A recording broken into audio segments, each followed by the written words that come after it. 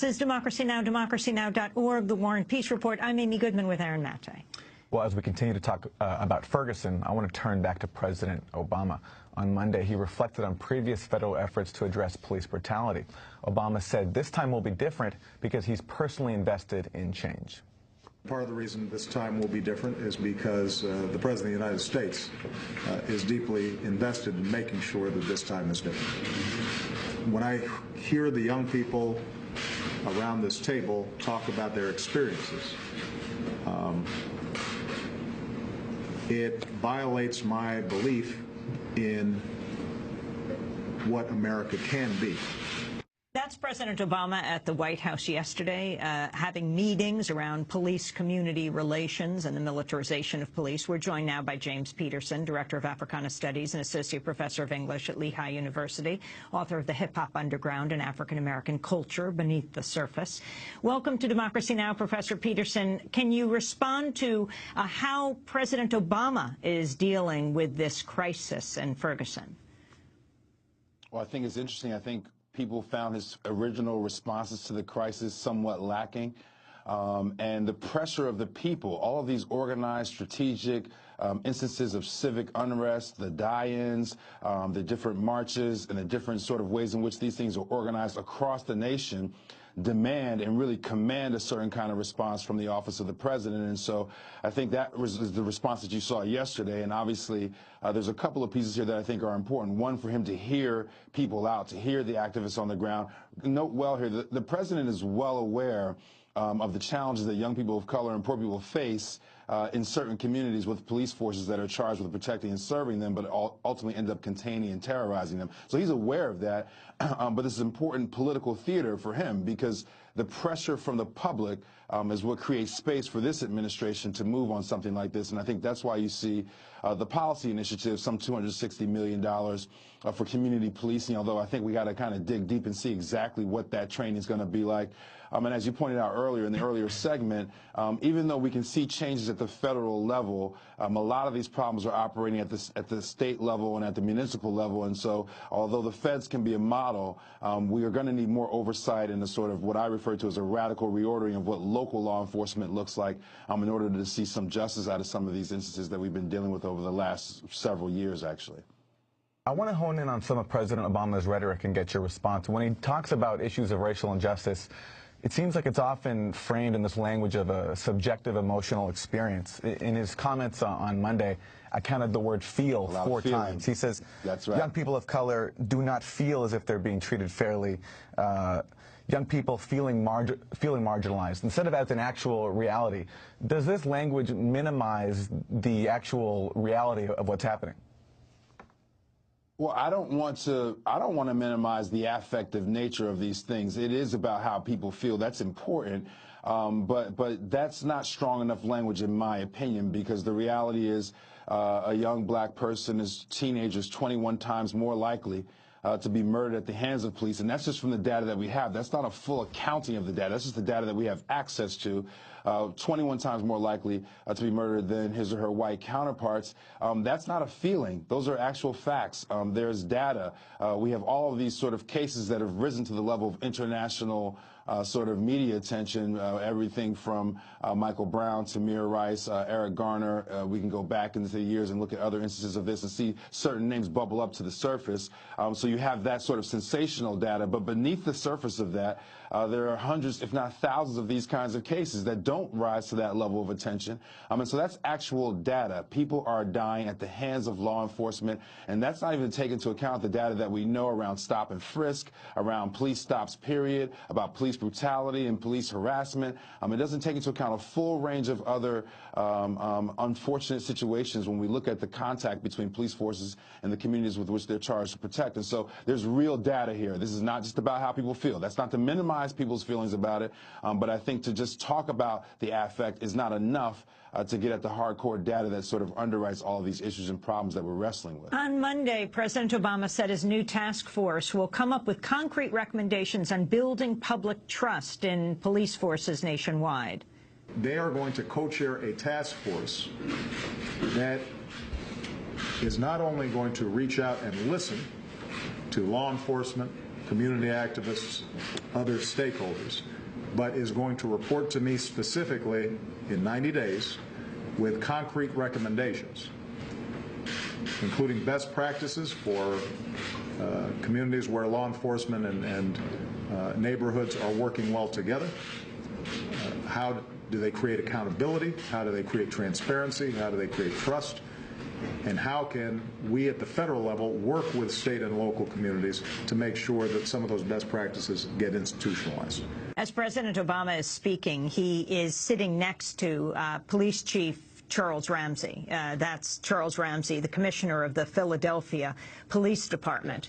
As the police chief of Washington, D.C. in the 2000s, Ramsey faced criticism for the mass arrest of protesters during the meetings of the International Monetary Fund and World Bank. The Partnership for Civil Justice Fund, a group that brought suits against Ramsey, said, quote, "You'd be hard-pressed to find a more inappropriate choice." Apparently, the Philadelphia police were surprised he was named this. They said they hadn't known about this as he went to Washington, D.C. for these meetings. You're in Philadelphia, Professor Peterson. Can you talk about your response to Charles Ramsey as a choice? Well, I don't think there are any easy solutions here. You know, Chief Ramsey has had an interesting tenure here in the city of Philadelphia. Philadelphia has had its own set of challenges around law enforcement behaving badly.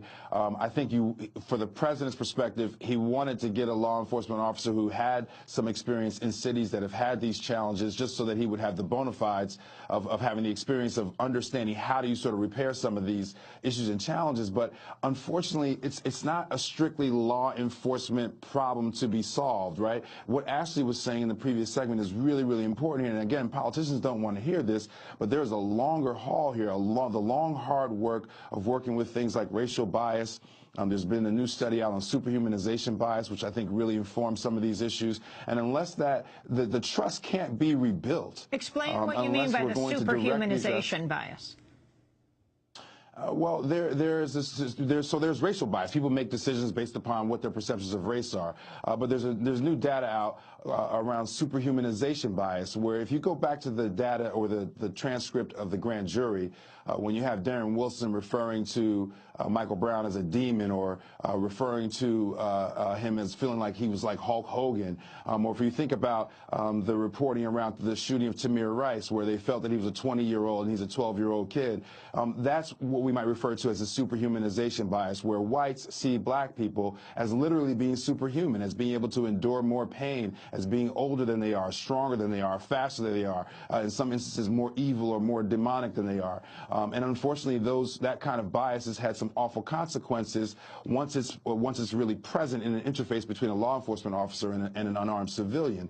And so those are the kind of complex things that any kind of rebuilding of the trust between the police institutions and communities that are charged with serving and protecting, that's the only way that's going to happen, is if we start to get to the social science behind some of the ways in which people are acting. Now, obviously, we all suffer from biases. Everyone operates based upon biases. It's just that it's much more pronounced when an officer is making a decision between using lethal force and trying to defuse a situation, and they can't see a person for the full human being that they are. Professor, a big issue that came out of the Michael Brown case is the role of the grand jury, especially when you have a prosecutor who works often with police like Bob McCullough. What reforms, if any, do you want to see on the issue of grand juries investigating cases like these? Yeah, let's take the federal data. 162,000 cases brought before grand juries. Only 11 of those did not result in indictments. When you talk about people say this kind of cliche thing, you can indict a ham sandwich with a grand jury, you know, that's not really an exaggeration. And so when you look at that data, that is enough to show you what the context is. But then when you dial down on some of that, what we're realizing is that it's almost impossible to get a conviction of a law enforcement officer who murders a civilian while in the line of duty. That's whites, blacks, whatever. It's more pronounced because more black folk are being murdered, unarmed black folk being murdered by a law enforcement. But the reality is that we've got to at least revise the grand jury process for the indictment and prosecution of law enforcement who are accused of or suspected of or alleged to have murdered civilians, particularly unarmed civilians. You know, you have people playing for the same team. And that's why you can't get indictments out of those particular kinds of situations. And so the grand jury process has got to be revised for those cases. Once again, biases shape and inform how those processes work as well. But there's some structural things, some policy things that we can do directly to get the grand jury process to work in these particular kinds of cases. I want to ask you about the hands up, don't shoot image that now, in addition to the kids coming out of school, the hands up the hands up walkout yesterday, you had Congress members on the floor of the House, like Hakeem Jeffries, the new whip in the Congressional Black Caucus, with his hands up, as well as other Congress members. I was watching Joe Scarborough, a former conservative Congress member, on Morning Joe on MSNBC today, saying, how dare they do this? It's based on a lie. Now, you also have the members of the National Football League, St. Louis Rams, taking part in the act of protest before the Sunday football game. During the player introductions, a group of players took to the field with their hands raised overhead, you know, hands up, don't shoot, in solidarity with Mike Brown. The police said an official with the Rams apologized, but the Rams executive vice president told the St. Louis Post-Dispatch he didn't apologize, merely told police he regretted any offense they might have taken. But this idea that has come out of McCullough's description of what grand jury witnesses said, that in fact Michael Brown's hands did not put his hands up. Wasn't something like 16 of the 18 witnesses said he did? 16 of the witnesses, Amy, said that they saw him with his hands up. How is that a lie? I really don't understand that. Now, the law enforcement response to the St. Louis Rams protest, to me, seems to be a little bit desensitized to the situation as well. Remember, so we can debate back and forth. There were some people who didn't see, but there were at least 16 witnesses in that grand jury who saw Michael Brown with his hands up, including the young man who was right there, who was a part of that whole situation. And so I'm not sure who we're supposed to believe or what constitutes a lie or what constitutes the truth. But what I would say to my colleague Joe Scarborough, to the law enforcement in St. Louis, is if we had had an indictment and could have properly had a trial by jury where the evidence could have been vetted and publicly engaged, we might be able to figure out what the truth in the situation is. But because the system did not work in a way that allowed us to have open access to all the data and information, we are playing some of these guessing games. But by my count, 16 people, 16 eyewitnesses seeing him with his hands up in that grand jury process is enough for me to at least understand that it's not a lie. But let's take it a step further as well, right? Because what we're seeing now is that this has become symbolic for what this movement is. It is not just about Michael Brown. It is about the killing of unarmed young black people, young Latino people, young poor people in this nation. The killing of American citizens by American law enforcement. And so the hands up, don't shoot movement is symbolic in such a way that transcends even the Michael Brown case. So for people trying to bog it down just in this one case, you've got to understand what this movement is about. This is a nationwide movement at this point in time. The proposal for body cameras, Obama proposing funding for 50,000 body cameras on police, is that a positive step in your view? Well, it's an interesting step, and I know a lot of people are calling for body cameras, and I think in some of these cases, body cameras would help. I would point out two things, though. Number one, just because a law enforcement officer has on a body camera does not mean that it immediately erases their biases.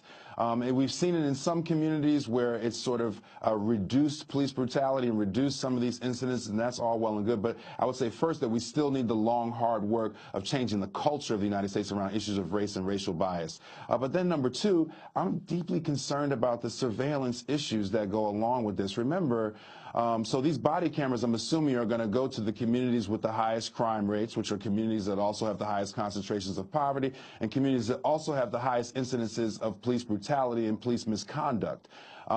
Now we're adding an additional layer of surveillance in those communities. I've often already spoke about the ways in which we talk about the kind of NSA surveillance, but people in these communities have been dealing with physical surveillance, the stop tactics, the stop and frisk, and things of that nature. To add body cameras to that, I'm not sure if we're having the right conversations about that extra layer of surveillance for communities that are already in some ways under siege by law enforcement. And so I think we need to have that conversation and to understand what the consequences are of adding a layer of surveillance on top of an already explosive situation when you're thinking about this interface between law enforcement and the people with their charge to protect.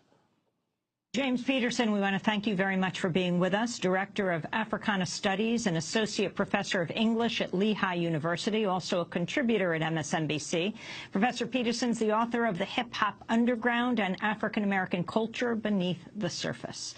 This is Democracy Now!, democracynow.org, The War and Peace Report. We'll be back in a minute.